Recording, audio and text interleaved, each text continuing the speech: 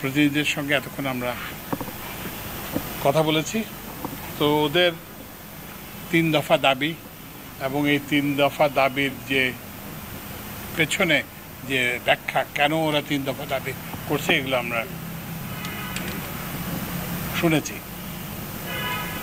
তো এখন এইটা তো ওদের এই দাবিগুলো প্রধানত তাদের ওই যে চাকরিতে প্রবেশ এবং চাকরিতে পদোন্নতি সংক্রান্ত।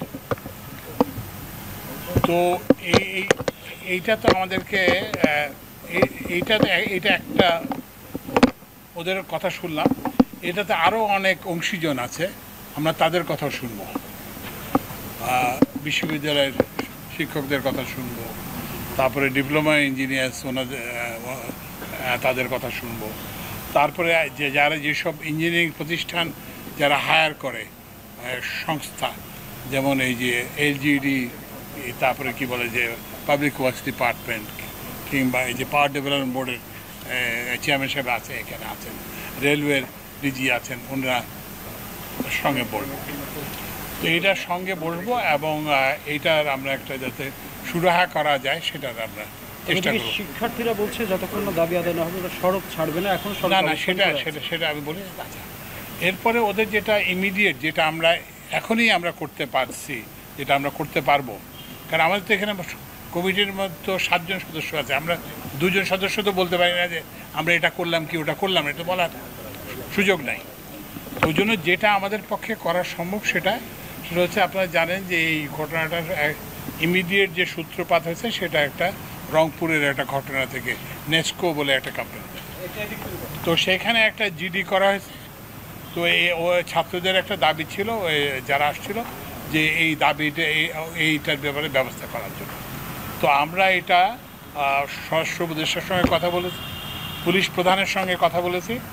তো এবং ওনারা বলছেন যে ওনারা এই যে জিডি করাছে এই জিডির ব্যাপারে ব্যবস্থা, এবং যার বিরুদ্ধে করা হয়েছে তাকে গ্রেফতারের জন্য তারা চেষ্টা করবেন। এবং এই কথাটা আন্দোলন যারা করছেন শাহবাগে, তাদের এখানে এই যে পুলিশের ঢাকা মেট্রোপলিটন পুলিশের কমিশনার বলবেন। আরেকটা জিনিস যেটা আমাদের পক্ষে সম্ভব ছিল করার, সেটা করেছি। সেটা হচ্ছে যে এই যে আপনারা জানেন যে আজকে যমুনা অভিমুখে যাওয়ার সময় পুলিশের সঙ্গে সংঘর্ষ হয়েছে। তো এইটা কিন্তু এটা সরকারের সিদ্ধান্ত যে দাবি দেওয়া হতে পারে, আলোচনা হতে পারে, সব কিছু হতে পারে, কিন্তু কথায় কথায় এই যে শাহবাগ অবরোধ করা, কথায় কথায় যমুনায় যাওয়া, এটা তো কোনো গ্রহণযোগ্য একটা ব্যাপার হতে পারে না। তো যাই হোক, এই যে একটা ঘটনা ঘটেছে, যে মানে অনাকাঙ্ক্ষিত ঘটনা ঘটেছে, এই যে ছাত্রদের সঙ্গে পুলিশের যে সংঘর্ষ হয়েছে এবং এই ছাত্ররা আহত হয়েছে, সেটাও আমরা দেখলাম।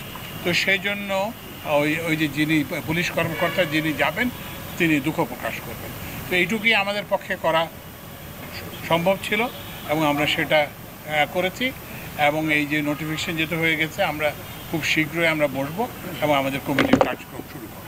শেষ মুহূর্তে আপনাদের মিটিংয়ে দেখলাম যে আসলে তারা কিছু কথা বলছে, আপনারা যদি বলছে যে এই মুহূর্তে পুরো না এই মুহূর্তে ওই যে পুরো কমিটি নেই তো আমাদের, আমরা ওরা 3 দফা সম্পর্কে অ্যাসুরেন্স দিতে হবে। তো আমরা এটা কীভাবে দেবো? আমরা তো কমিটি হিসেবে বৈঠকে বসিও নেই। 2 জন লোক তো আমরা 7 জন লোকের প্রতিনিধিত্ব করতে পারি না। আরেকটা হচ্ছে যে আরও তো অংশীজন আছে, তাদের কথা শুনতে হবে, শিক্ষকদের কথা, বিশ্ববিদ্যালয়ের শিক্ষকদের কথা শুনতে হবে, তারপরে যারা এমপ্লয়ার্স তাদের কথা শুনতে হবে, তারপরে অন্যান্যরা যারা আছে, ডিপ্লোমা প্রকৌশলী আছে, তাদের কথা শুনতে হবে। তারপরেই তো আমরা এই ধরনের কোনো একটা মন্তব্য করতে পারবো। আপনারা কি তাদেরকে আগামীকাল কোনো আহ্বান জানিয়েছেন বা পরবর্তীতে কোনো বৈঠকের জন্য? না, প্রথমে তো আমরা নিজেরাই মিটিং করব। আমরা প্রথমে যে কমিটি আছে সেই কমিটি খুব শীঘ্রই, সম্ভবত আগামীকালকে আমরা মিট করে তারপরে আমরা পরবর্তী কার্যক্রম সম্পর্কে সিদ্ধান্ত নেব। আর ওই যে ছাত্রদের জন্য আমাদের দরজা খোলা, আমরা একটা ওই কন্ট্যাক্ট নাম্বার দিয়ে দিয়েছি, তাদের একটা কন্ট্যাক্ট নাম্বার আমরা নিয়েছি এবং আমাদেরও একটা কন্ট্যাক্ট নাম্বার দিয়েছি। তো আমাদের সঙ্গে যোগাযোগ অব্যাহত থাকবে, কথাবার্তা।